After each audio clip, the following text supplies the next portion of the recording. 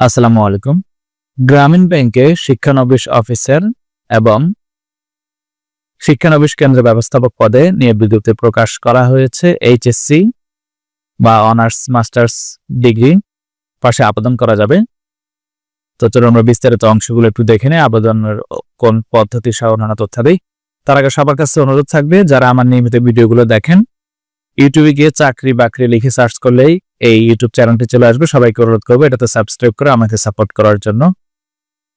পদের নাম শিক্ষানবিশ অফিসার, পুরুষ মহিলা উভয় আবেদন করতে পারবেন এবং সকল জেলার প্রার্থী আবেদন করতে পারবেন।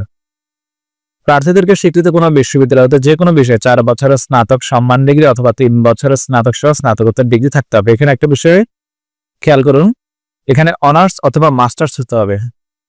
আপনি যদি শুধু অনার্স করেন তাও আবেদন করতে পারবেন, কিন্তু আপনি যদি ডিগ্রি করেন তাহলে কিন্তু আপনাকে ডিগ্রির পাশাপাশি মাস্টার্সও করতে হবে, পাশ হতে হবে। সকল পর্যায়ের পরীক্ষার সময় ন্যূনতম দ্বিতীয় বিভাগ বা শ্রেণী থাকতে হবে, কোনো থার্ড ক্লাস গ্রহণযোগ্য হবে না। অর্থাৎ SSC, HSC, degree, honours, masters কোনোটাতে থার্ড ক্লাস থাকতে পারবে না। 8 ডিসেম্বর 2024 তারিখে আপনার বয়স সর্বোচ্চ 32 বছর হতে হবে। এখানে জিপিএল বিভাগ হিসেব করে দেওয়া হয়েছে, আপনারা দেখে নেবেন কোন পয়েন্টে কোন বিভাগ। বেতন স্কেল 22,000 থেকে 53,060 টাকা পর্যন্ত। শিক্ষানবিশ কেন্দ্র ব্যবস্থাপক এইচএসসি বা সমমান পাস, এসএসসি সমমান এবং এইচএসসি সমান পরীক্ষার প্রতিটি ন্যূনতম জিপিএ 3 পয়েন্ট থাকতে হবে। বেতন স্কেল 9,700 থেকে 23,490।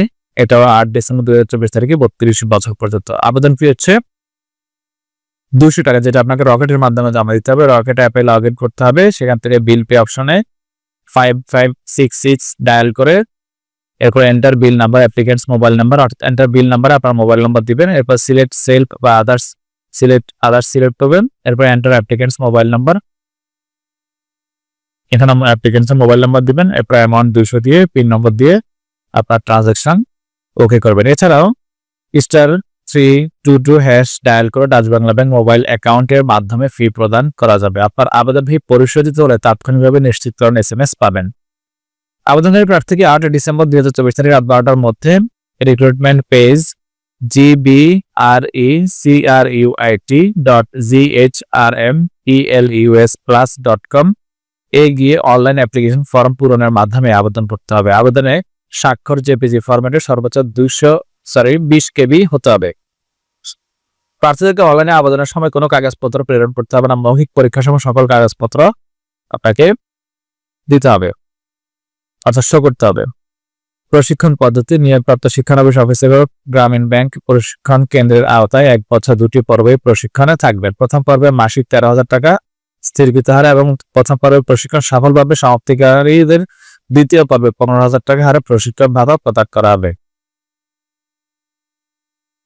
অর্থাৎ দুটো পদেরই শিক্ষানবিশ অফিসার এবং শিক্ষানবিশ কেন্দ্র ব্যবস্থাপকের সুযোগ সুবিধা সহ এবং ট্রেনিং অন্যান্য তথ্যাদি এখানে দেওয়া রয়েছে, আপনারা চাইলে দেখে নিতে পারেন। ত্রুটিমুক্ত আবেদনকারীদের নির্বাচনী পরীক্ষায় অংশগ্রহণের জন্য ডাকা হবে।